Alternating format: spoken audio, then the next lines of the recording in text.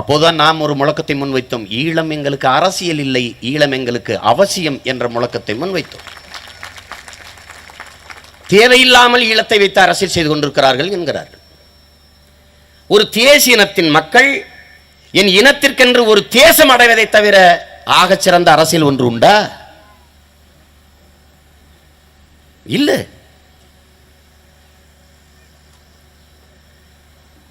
இங்கே எத்தனை ஆயிரக்கணக்கான மாவீரர்களின் படங்கள் வைக்கப்பட்டிருக்கிறது. இவருடைய உயிர் தியாகம் பயனற்று போக வேண்டுமா?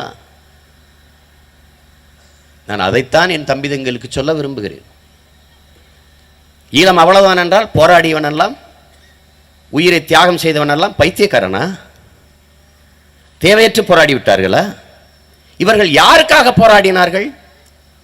நான் அடிமை தேசியனத்தின் மகனாக பிறந்து விட்டேன்,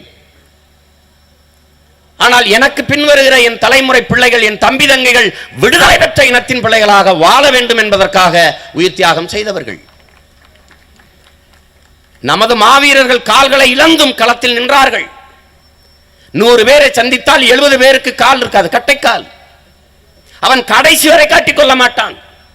என்னை உந்தூர்லியில் தள்ளி ஓட்டி கொண்டு போன ஒரு தம்பி, என்னுடனே தங்கி இருந்த தம்பி, படுக்கும் போது கட்டைக்காலை கழட்டி வைக்கும் போதுதான் அவனுக்கு கால் இல்லை, ஒரு கால் இல்லை என்பது எனக்கே தெரியும்.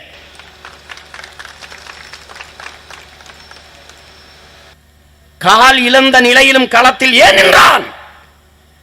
விடுதலை பெற்ற தமிழீழத்தில் என் தம்பி தங்கைகள் சுதந்திரமாக நடமாடட்டும் என்பதற்காக.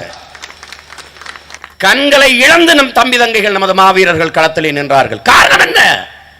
விடுதலை பெற்ற தமிழீழத்தை எதிர்வரும் தலைமுறை தமிழ் பிள்ளைகள் பார்க்கட்டும் என்பதற்காக. கைகளை இழந்த நிலையிலும் களத்திலே நின்றார்கள் நமது மாவீரர்கள். காரணம் என்ன? விடுதலை பெற்ற தமிழீழ தாயகத்தில் தமிழனின் பரம்பரை கொடி, புலிக்கொடி விடுதலை பெற்று உயரை பறக்கிற போது தமிழீழம் தலைமுறை தம்பி தங்கைகள் கைதட்டி மகிழட்டும் என்பதற்காக.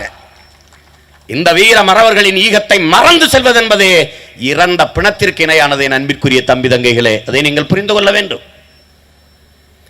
யார் பேசுகிறார்கள், பேசவில்லை. நான் உங்களுக்கு தெளிவாக ஒன்றை பேரறிவிப்பு செய்கிறேன். ஒரு தேசியனத்தின் விடுதலை போராட்டத்தை, நம் தலைவர் முன்னெடுத்த வீரஞ்செறிந்த விடுதலை போராட்டத்தை வைத்து இங்கே பல அரசியல் கட்சிகள் அரசியல் செய்து கொண்டிருந்தது. ஆனால் நாம் தமிழர் கட்சி ஒரு தேசியனத்தின் விடுதலைக்காகவே அரசியல் செய்ய வந்தது. வித்தியாசத்தை புரிஞ்சுக்கணும்.